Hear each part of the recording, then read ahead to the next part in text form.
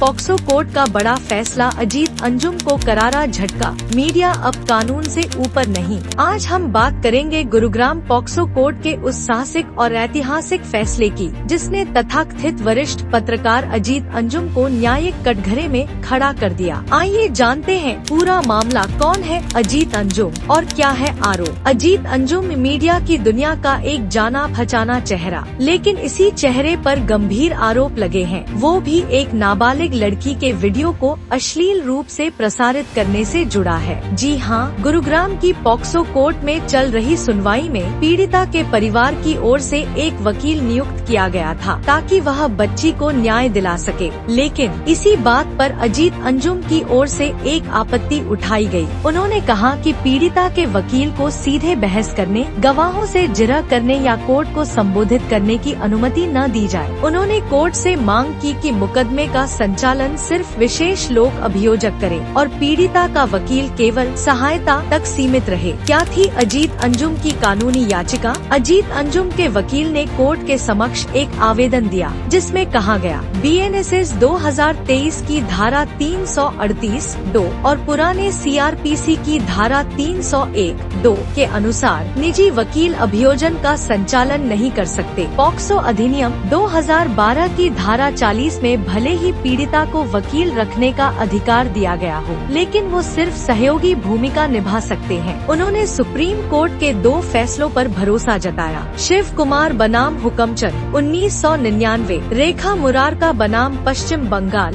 2020। इन तर्कों के आधार पर अजीत अंजुम ने मांग की कि पीड़िता के वकील को पूरी तरह बाहर किया जाए या उसके अधिकार सीमित किए जाएं। लेकिन गुरुग्राम की पॉक्सो कोर्ट ने इस पूरे आवेदन को खारिज कर दिया और ऐसा खारिज किया कि इस पर कोई और बहस की गुंजाइश ही नहीं रही। कोर्ट ने अपने आदेश में साफ कहा, यह आरोप कि अभियोजन का संचालन पीड़िता के वकील द्वारा किया जा रहा है, तथ्यों के पूरी तरह विपरीत है। फाइल का अवलोकन करने से स्पष्ट है कि मुकदमे का संचालन विशेष लोक अभियोजक SPP द्वारा किया जा रहा है। पीड़िता का वकील केवल वही कर रहा है जो कानून उसे करने की अनुमति देता है। सहयोग न तो उसने दलीलें दी हैं, न जिरह की है। आखिर कोर्ट ने कौन कौन से कानूनों का उल्लेख किया? कोर्ट ने अपने आदेश में विस्तार से जिन धाराओं और कानूनों का उल्लेख किया, उनमें अधिनियम 2012 धारा 40। यह धारा कहती है कि पीड़िता के अभिभावक को अपनी पसंद के वकील की सहायता लेने का अधिकार है। यदि वे खर्च नहीं उठा सकते तो राज्य द्वारा वकील दिया जाएगा। BNSS 2023 धारा 338(2),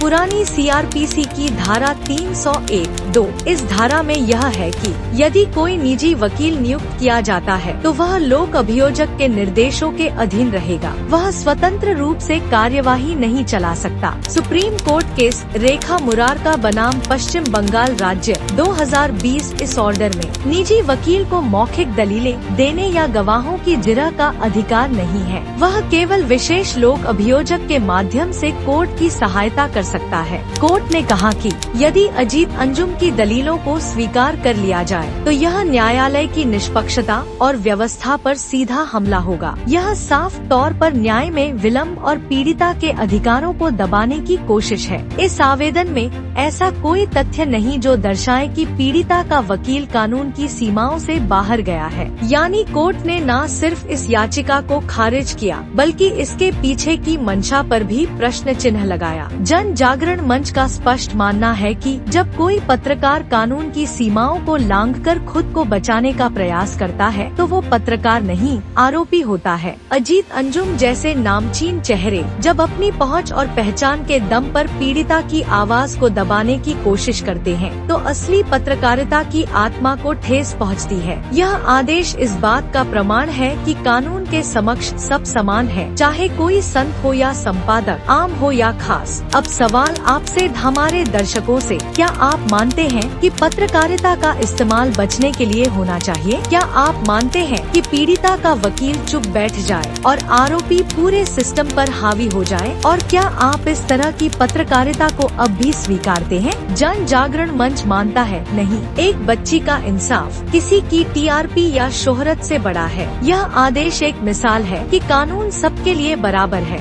यह फैसला न्यायालय की स्वतंत्रता, निष्पक्षता और गरिमा का प्रमाण है और सबसे जरूरी यह फैसला उन हजारों पीड़ितों के लिए आशा की किरण है जो आज भी न्याय के लिए लड़ रहे हैं। यह जन जागरण मंच है जहां सत्य की पूजा होती है, झूठ का पर्दाफाश होता है। हम आपकी आवाज हैं, उस समाज की जो न्याय चाहता है, नाटक नहीं। इस वीडियो को ज्यादा से ज्यादा साझा करें ताकि लोगों तक सच्चाई पहुंचे। वीडियो को लाइक करें, चैनल को सब्सक्राइब करें और बेल आइकन जरूर दबाएं। हम फिर लौटेंगे एक और सत्य के साथ। तब तक याद रखें,